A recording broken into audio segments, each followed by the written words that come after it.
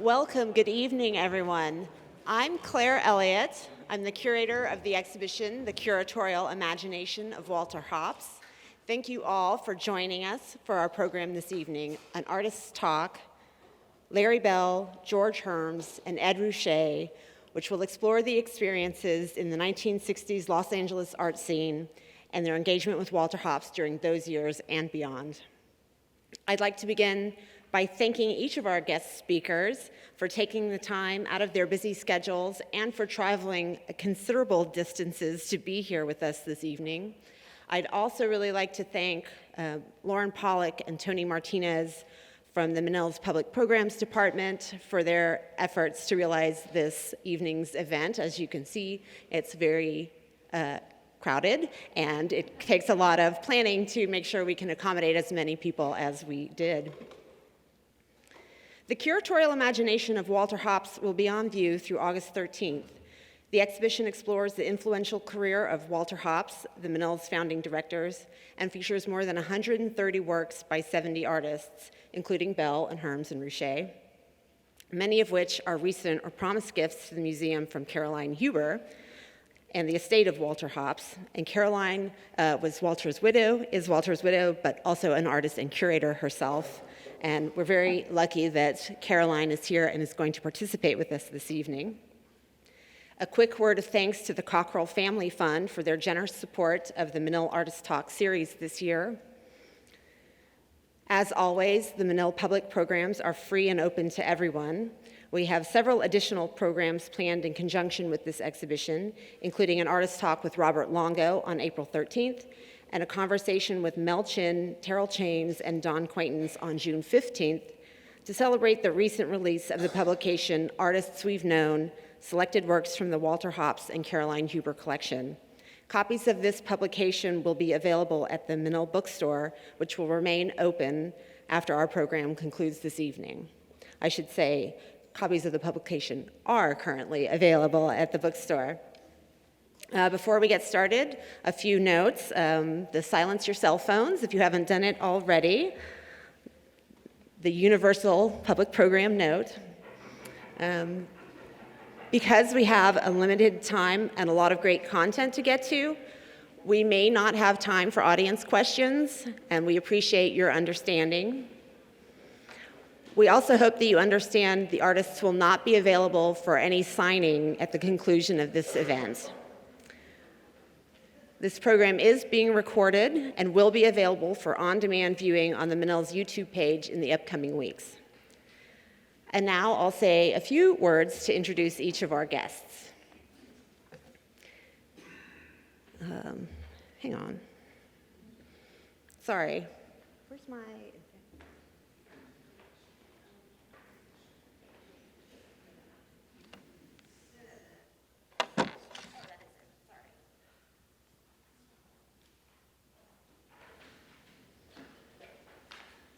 Sorry for that. Larry Bell began his career in 1959. His earliest works consist of abstract monochrome paintings on paper and shaped canvases whose outlines correspond to boxes drawn in isometric projection. Panes of glass and mirrors were integrated into the canvases, and these explorations of spatial ambiguity evolved into fully three-dimensional constructions of wood and glass.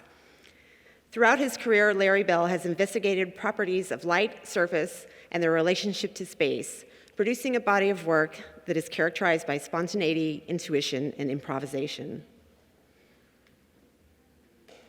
George Herms, a seminal figure in the development of West Coast assemblage art, began making found object sculpture in the late 1950s when he was part of a community of poets and artists who later became known as the Beat Generation.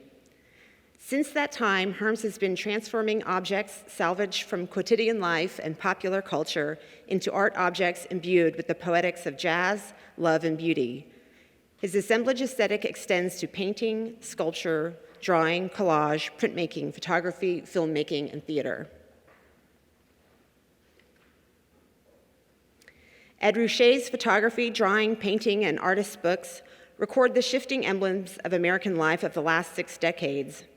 His deadpan representations of Hollywood logos, stylized gas stations, and archetypal landscapes distill the imagery of popular culture into a language of cinematic and typographical codes that are accessible yet profound.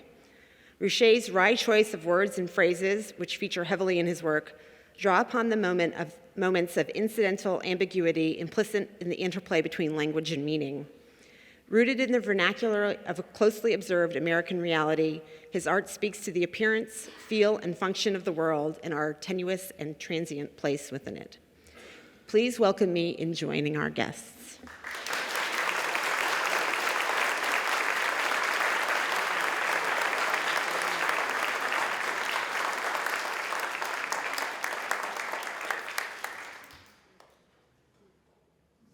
So to start you all out, I'll just ask a pretty broad question. How did you all meet Walter, and how did you all get to know each other? Well, I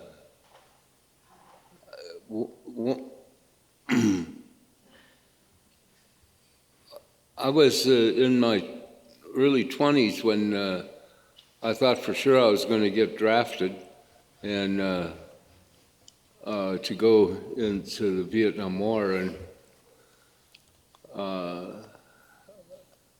I went to the Ferris Gallery because I had been painting and wanted to do a show before I went off to war, and because I didn't see any reason why I wasn't going to be drafted. And I had left school a couple of years before and was painting up. I got to meet Walter through Billy Bankston and through other artists, Ken Price and so on, that were dear friends that were very supportive of a younger guy coming in. So I went to Ferris and said, I want to do a show before I go in the Army. And Irving Blum and Walter Hopps were partners in the gallery at the time, and they said, well, we haven't seen your work. We knew you from hanging around with your buddies at the openings. So they came to my studio and said, well, we'll do a show with that work. And so my first show then was 1962, and during that period, I got to know Walter pretty well, and as a friend and an associate, and between the two people, Walter was really the kind of the softer approach to the bigger art world than his partner Irving, who was really a terrific person also. And ultimately I married a woman who was the sister of Walter Hopps's wife, and so Walter became my brother-in-law. And then they divorced, and she went off with Irving Blum, and he became my brother-in-law. But the relationship continued, and I'd run into Walter. One of my most vivid memories was being at the airport in Frankfurt to catch a hop to somewhere, and there was Walter standing looking at the big sign that said what planes are going to what place, and I yelled out, Chico! And he looked around, and was thousands of people milling around in there, and I walked up to him and I said, where are you going? And he said he didn't remember.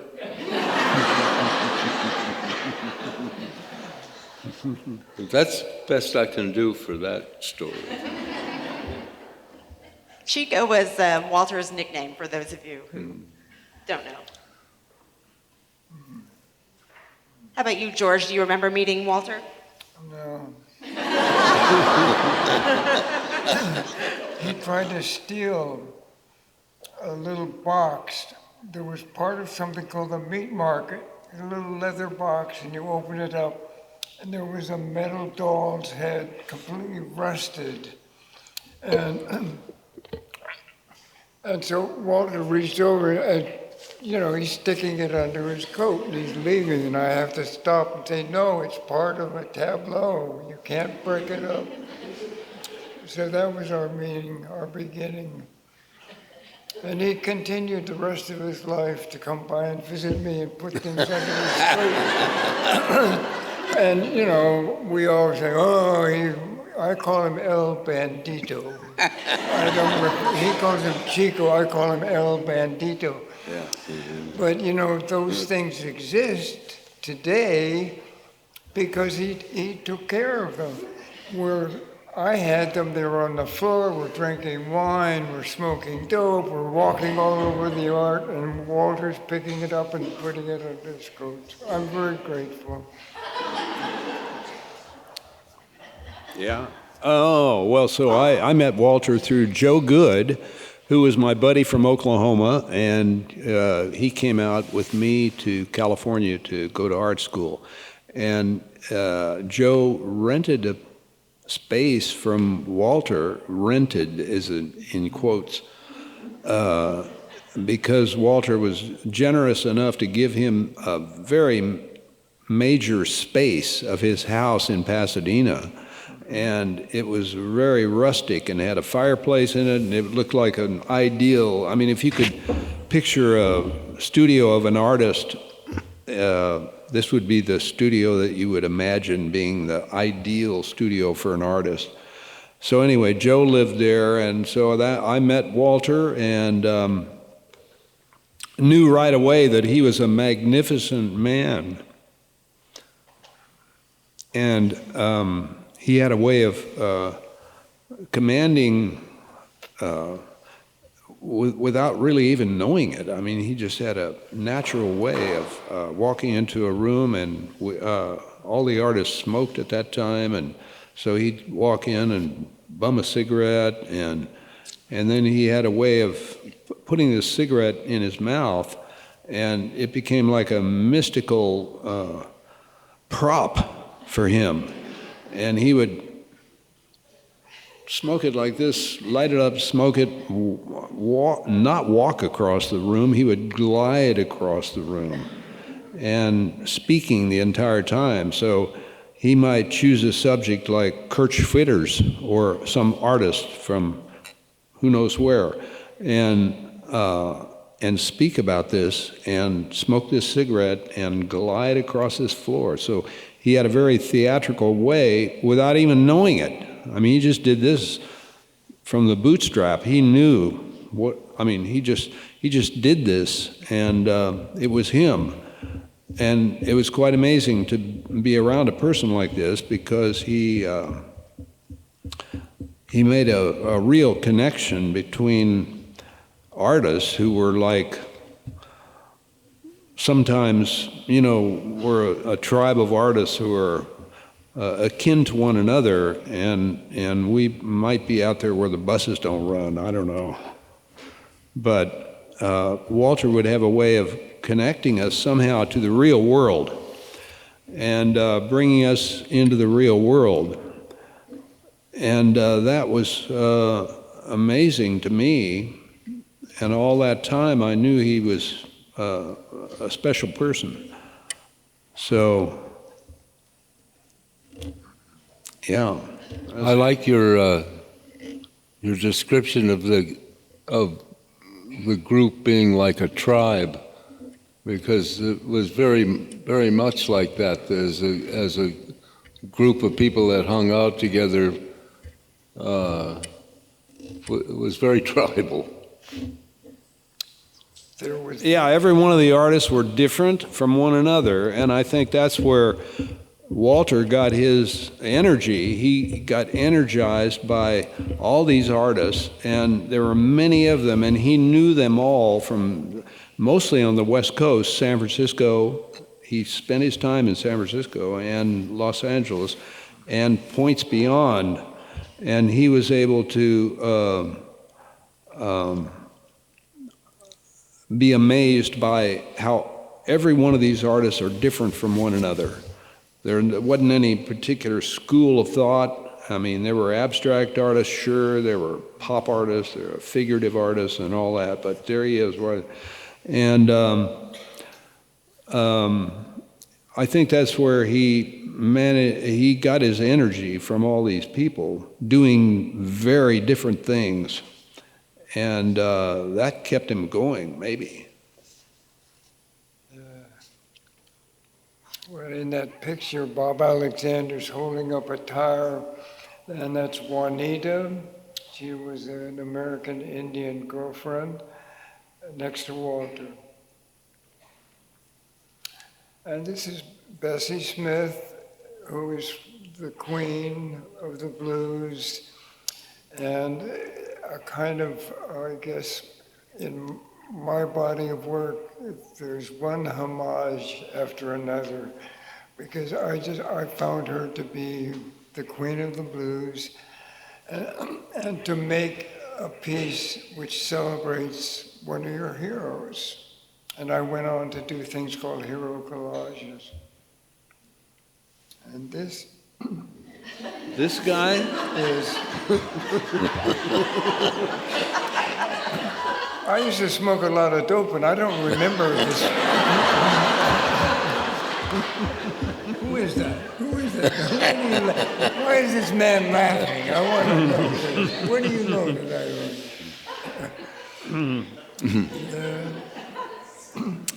Well, you've Well, mentioned then- a few of the other, sorry, I didn't mean to cut you off, but you've mentioned a few of the other people who were out on the scene. Ken Price, I heard. You talked about Joe Good, who's also in the exhibition. In fact, Ken Price is as well. Who were some of the other people who were around, and were there interesting stories to be told of them? Well, there was his probation officer. Let's not go there. There were some great, funny people in that group, and I think the bonding agent between all the artists was a general sense of humor that glued everybody together, and at different periods in the earliest of days, there'd be one sort of leader jokester that took command. The first one in my memory was John Altoon, and then John sort of stepped back from that, and Billy Bankston became the leader of the pack, and then Moses came in and took control of the social scenes and so on, but it was a real tight group of people that I knew from that period in my beginnings in the scene. Well, art was the thinnest slice of American life. At that time, nobody, there were in one or two handsful, you had the artists and the collectors. Yeah, right. There were very few. In Los Angeles, that's for sure. Well, yeah, and because everyone will be attracted to New York, because number one, finance.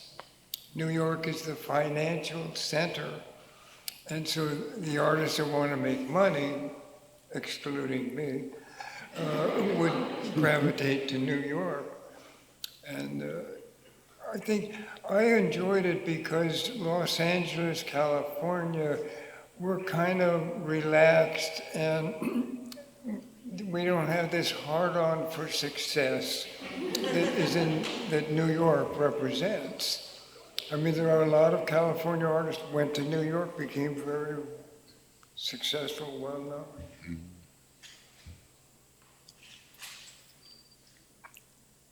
I went to New York for a show in 1965, and I showed pieces like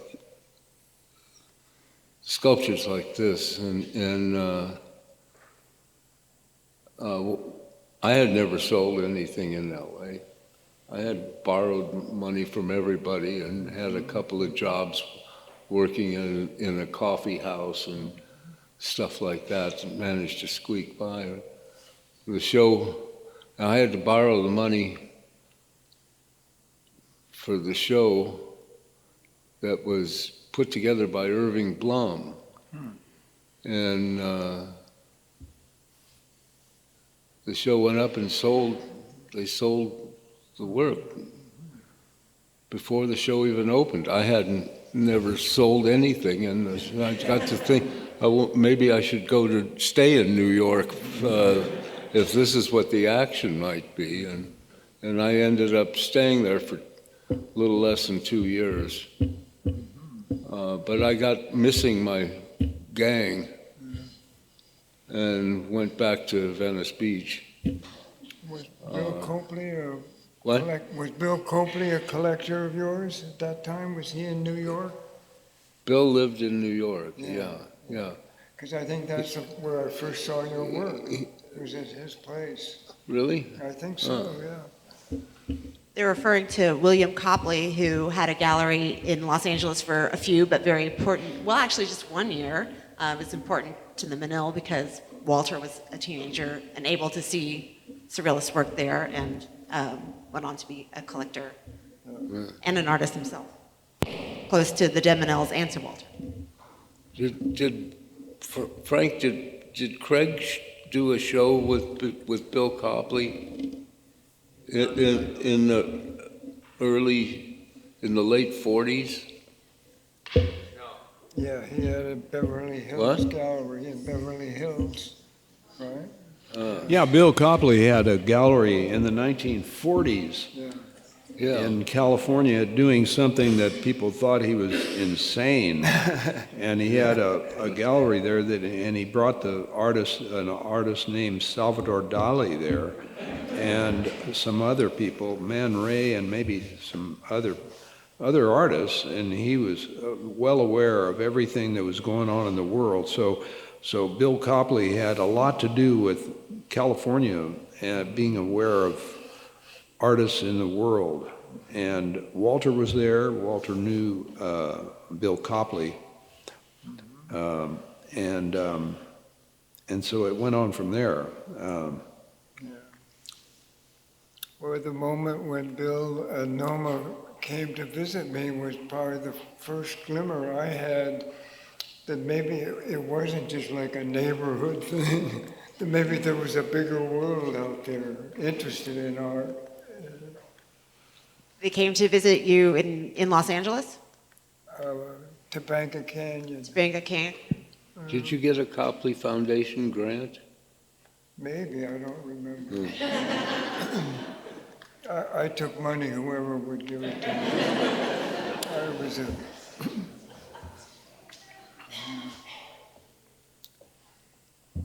But he was an artist too. He was indeed. His work also is in the exhibition, now that I think of it. Bill Copley, yeah. Well, the ones that somehow the radar is ahead of the mass media, and Walter, to me, was always ahead of them. He seemed to, I don't know, he had both the eye, the ear, the soul, the mind, and wherever he went, he would, knick-knack. He also had the chutzpah to go into the dark corners, right? Yes, no, he was he and Jim Newman in college both loved jazz and art. And their idea was they would open a jazz club to support their art habit. Well, of course, it didn't go down that way.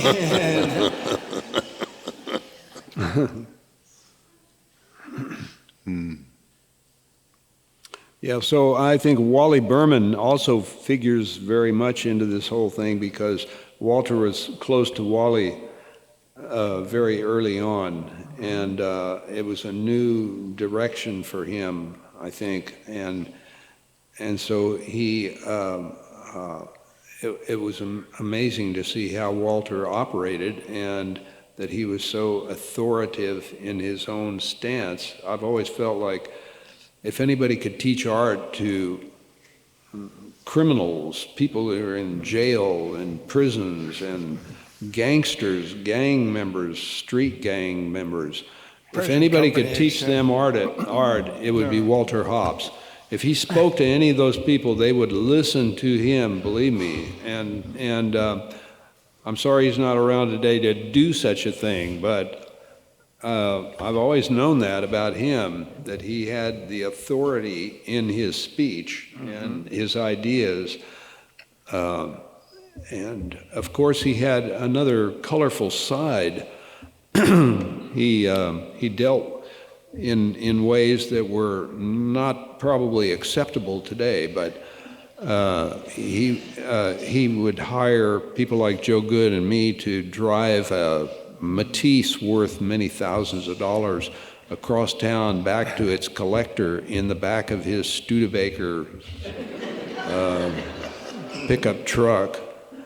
And but we knew it was better for us to be driving this vehicle than him, because he had his own style of driving, of course.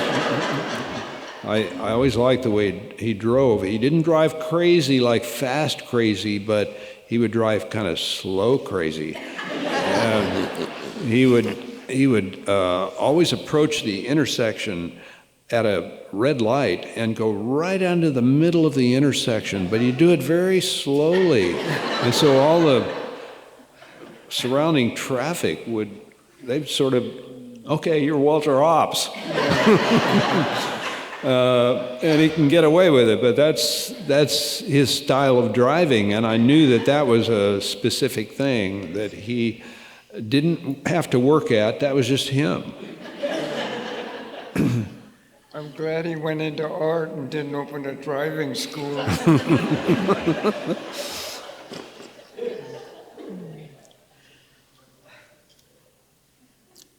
So there were some really important exhibitions that he did at Ferris. There were also several at Pasadena Art Museum. He brought Marcel Duchamp, for example, for his only retrospective in the United States while he was alive. And Larry, he sent Duchamp to your studio, is that right? Yes, well, Bill Copley, an English artist named Richard Hamilton, and Marcel Duchamp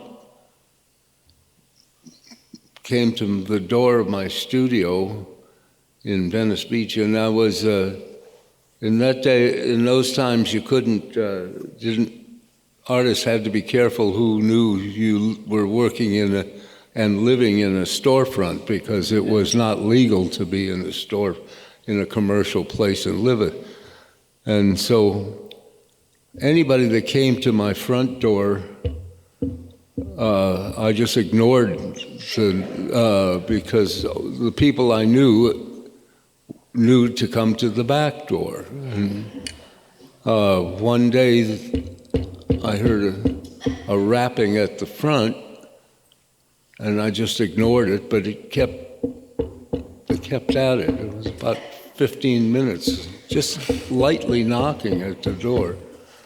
And I sort of scooted around the edge of the walls down up to the front door and peeked through a little hole in the frosting on the glass, and there were three guys in suits out there, and I was sure it was city people, except for the fact that the way they knocked on the door told me another story. Finally, I opened the door, and Bill Copley immediately said, "Walter Hops sent us."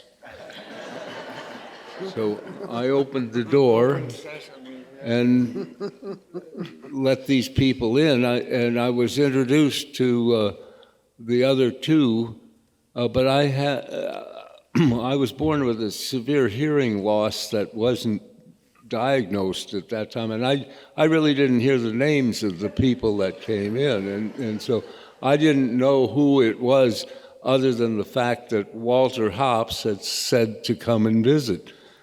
And I showed them around and the things I was doing, and finally, at one point, Copley said, "Marcel, didn't you do something like this?" And then I realized who the old guy was, you know. And I sort of froze. Anyways, it was a great moment in my in my days. Yeah. Sure.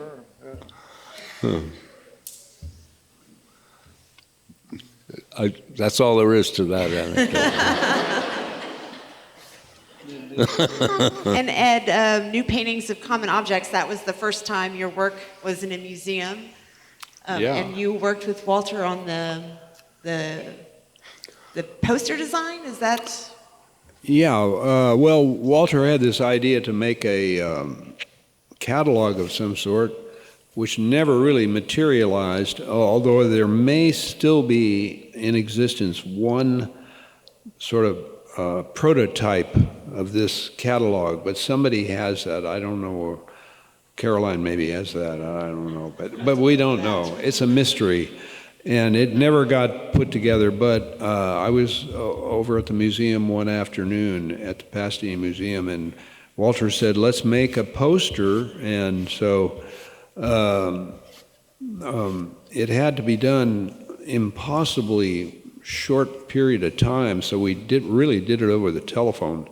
And I called this poster company, Majestic Poster Press, that printed boxing posters and circus posters.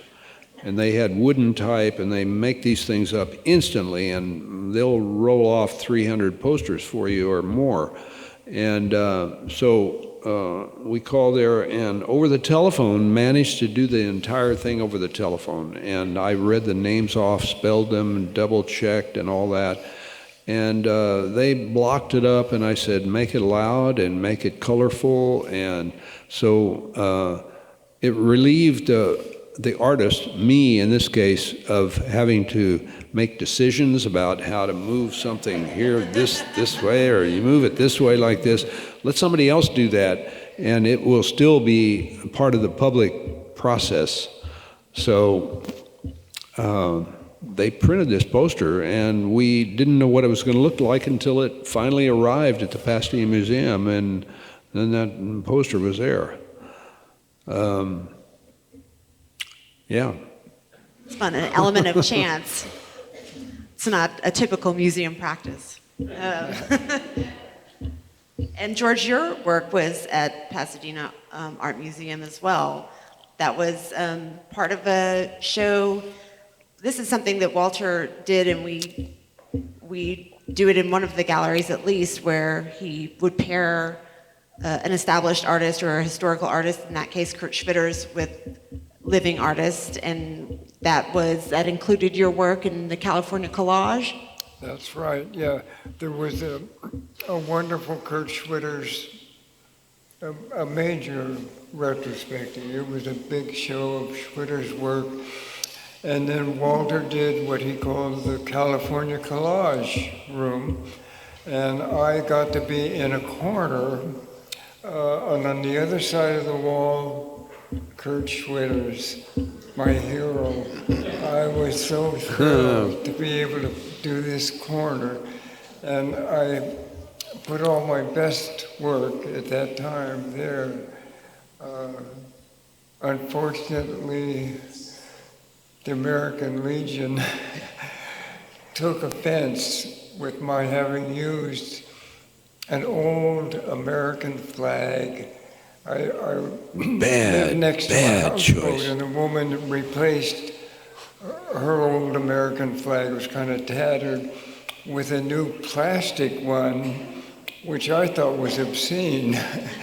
And so I took the old one and used it as a raw material for an assemblage. But that little You've got scars on you from that time, don't you? You got scars on you from the blowback on that. Well, you have to realize that art, look at all of us here, interested in art, but in those days, America, I don't think Americans even acknowledged that there were American artists. Art was something that happened in Europe 100 years ago to the general population. So Walter is kind of like one of these, a forerunner that brought awareness of artists who were Americans, who were doing what we all wanted to do. And gradually, through people like Bill Coakley and Noma, an audience of collectors. And that, I think, is a gift that we have to thank Walter for. He encouraged people to take a chance on the unknown. And many of those collectors today are just thrilled, well, the ones who are still alive, that they were part of that moment.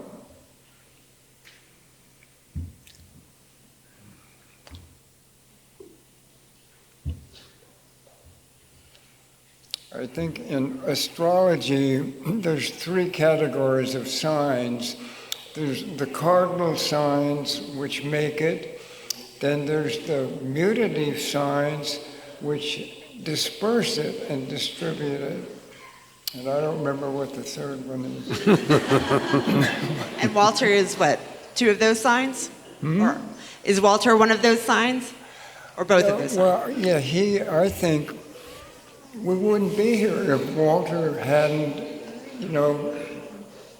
taken this, what did they think was art in those days? Saturday Evening Post? Yeah. Covers? Yeah. There was no appreciation for the fine arts. There would be, like I say, Saturday Evening Post. That was people's idea of what art was, illustration. And so when people like you start doing things, no one knew what to do about it, except someone like Walter. And Walter would then be our ambassador to the general public. Yeah. We're very lucky, that he took. I know that it was not easy for him because who's the guy that does the Saturday Evening Post? Does what? Norman Rockwell. Yeah, Norman Yeah, Rockwell. well, let's don't knock him. And that's as far out as most people wanted to go. And Walter then took them really far out into the most innovative works being done at the time. No, if Walter were alive today, he might be doing a pretty good Norman Rockwell show. Yeah. But at that time, he chose to do a Duchamp show, which had not been done in this artist's life until Walter Hopps came along.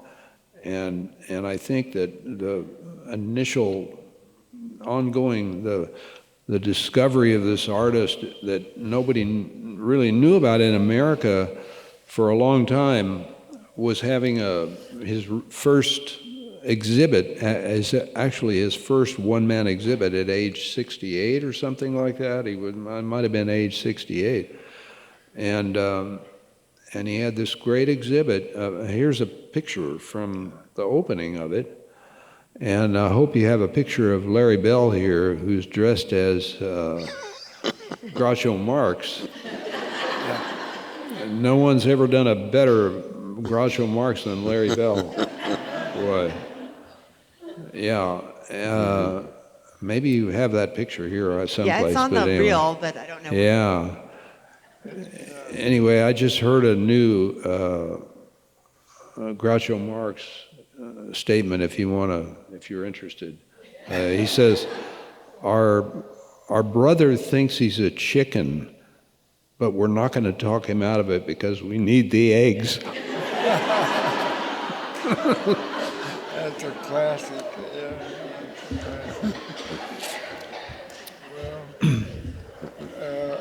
Yeah, so there's the Marx Brothers, and my favorite one is Harpo. So I'll do a little bit of Harpo for you.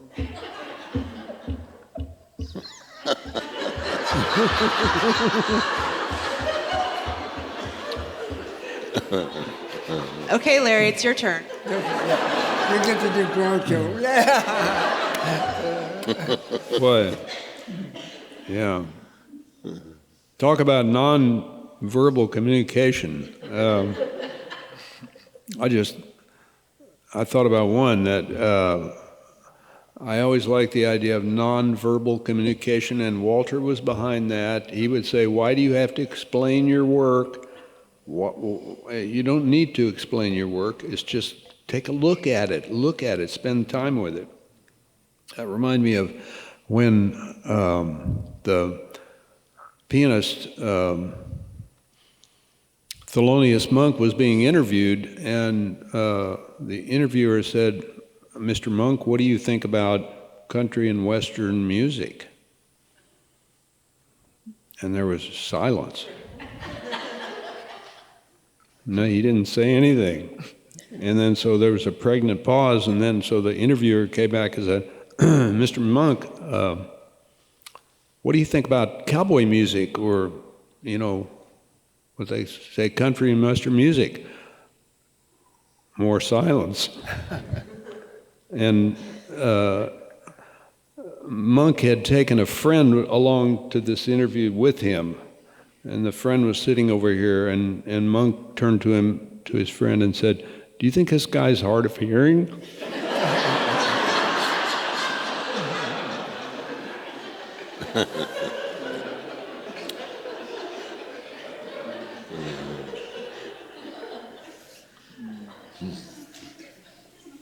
Well, so many beautiful hours I spent about this far away from the piano watching Monk.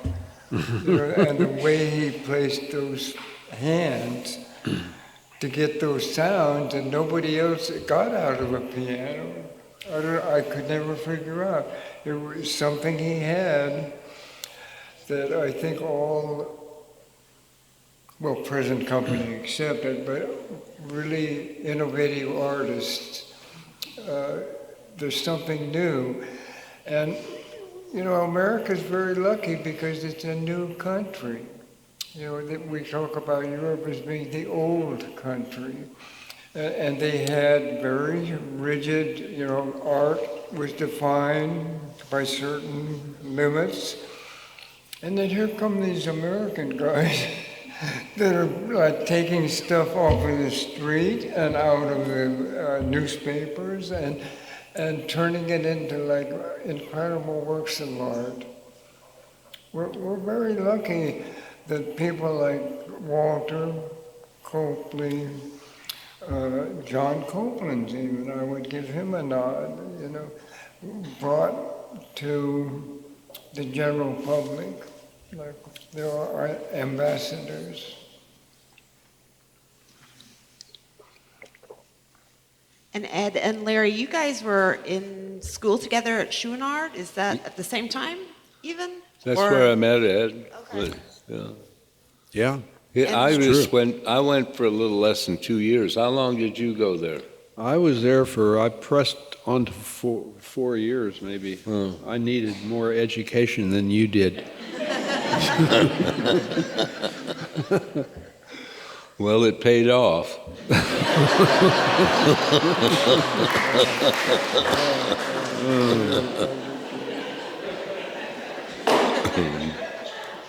And were there teachers there that were, Robert Irwin, I think, was there at the time? Was he a mentor to He either? he was probably the biggest influence on my work in school. He also became a good, close sort of comrade, friend, hanging out at Barney's Beanery and places like that.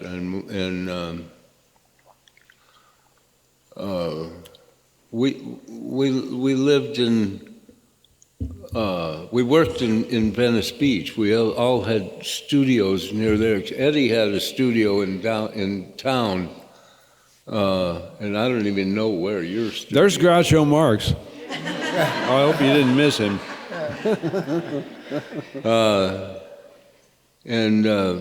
So Irwin,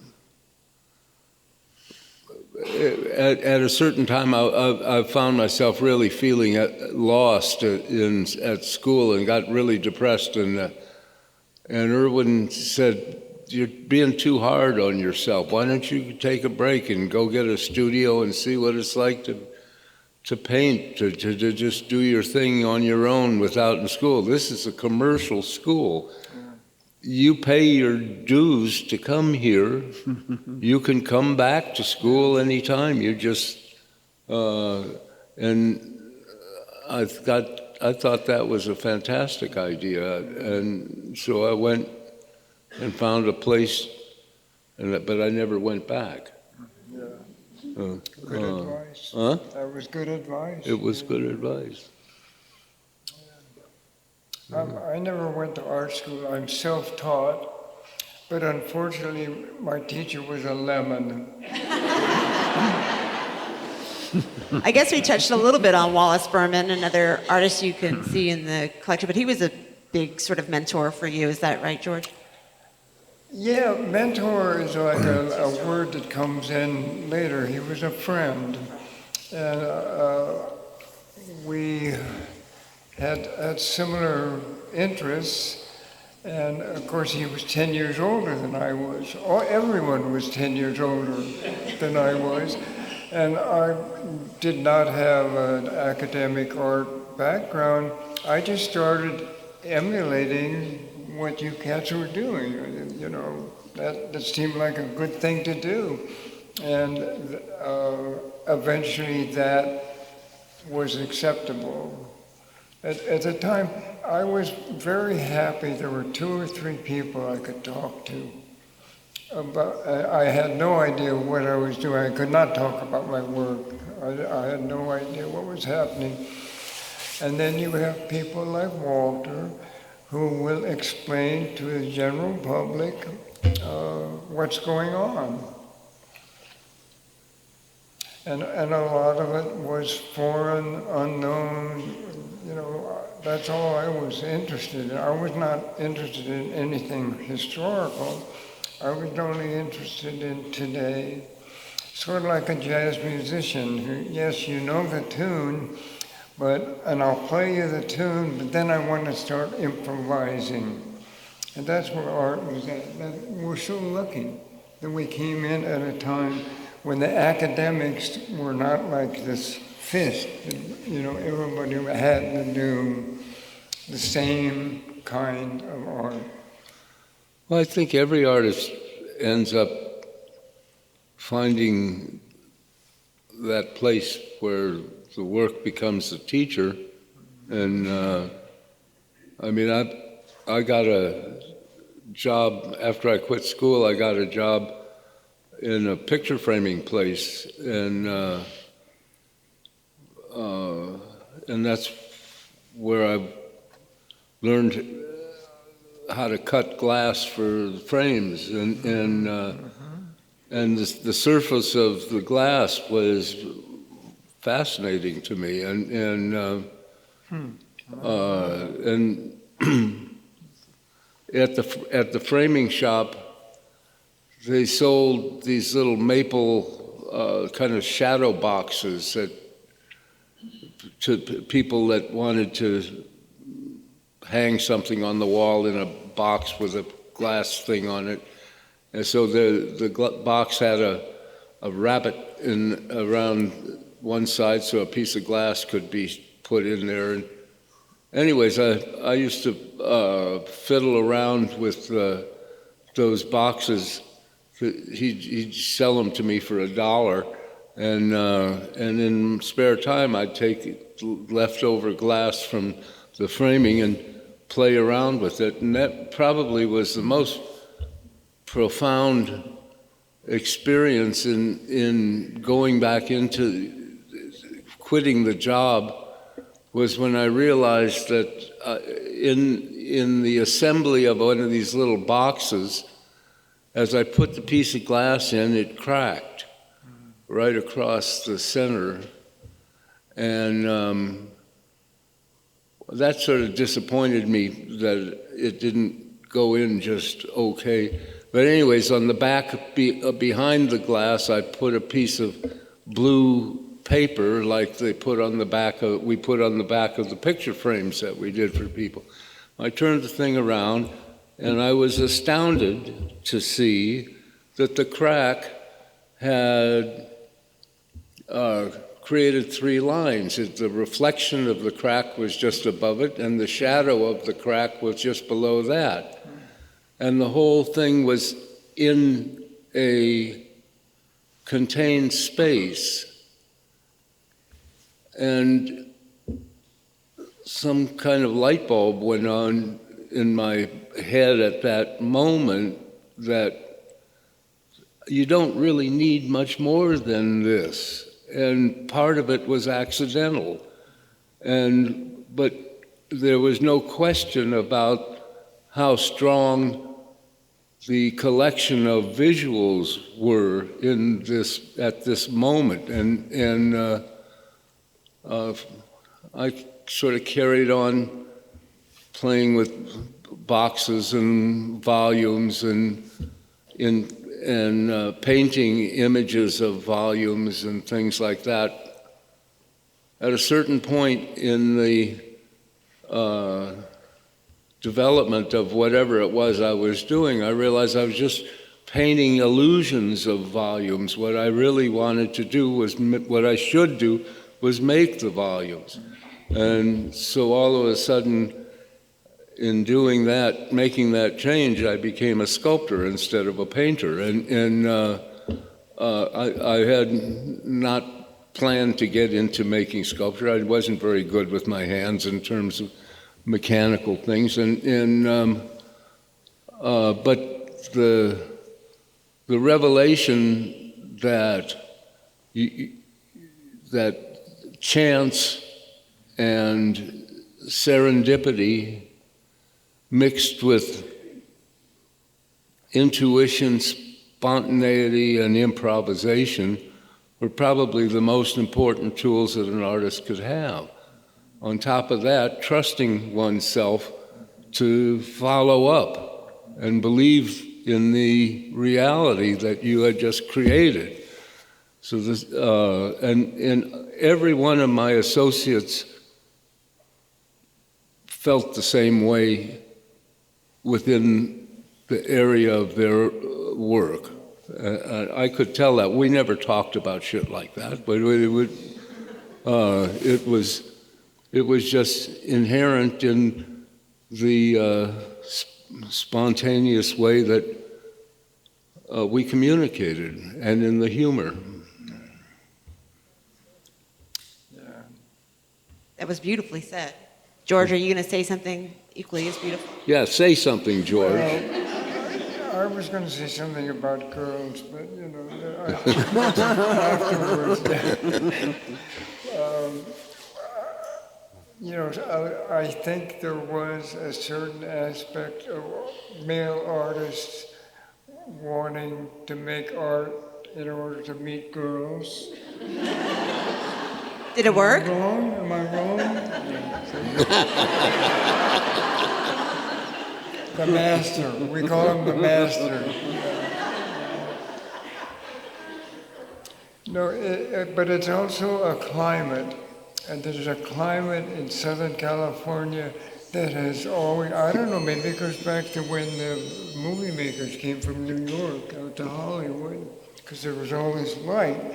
And there were no rules at that time, and you could just make it up as you went along.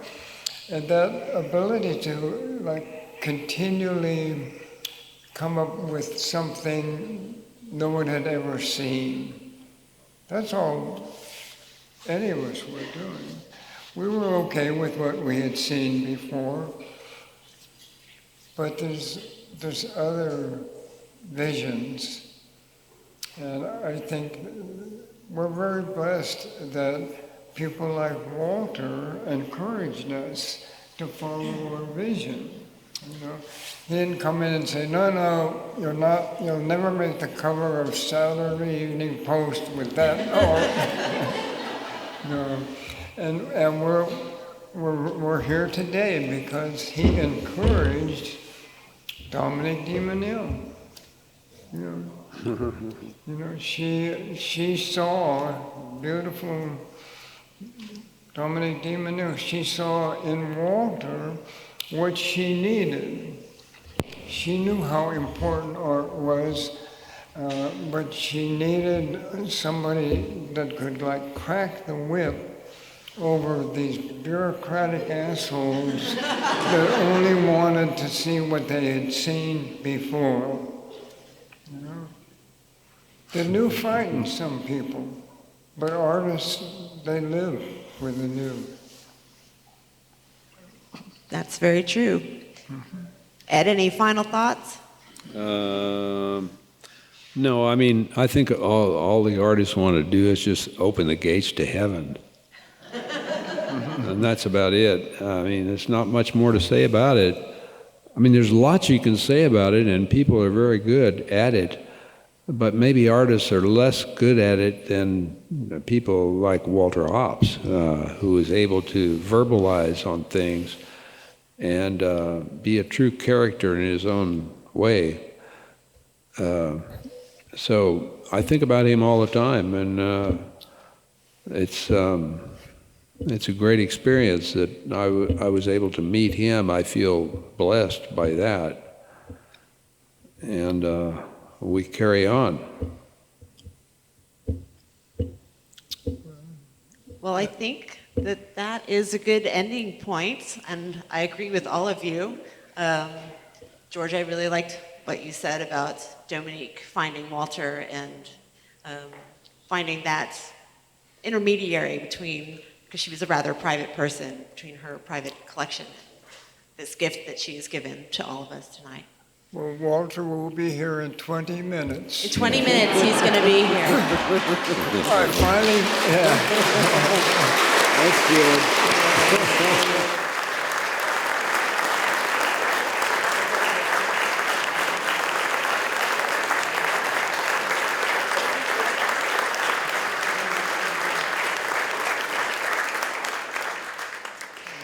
So I'm just going to ask you if you could remain in your seats while we let our panelists exit the stage, just because there's some, just because of We the have to amount of leave. people in the building. We agreed to talk. We never said we would walk.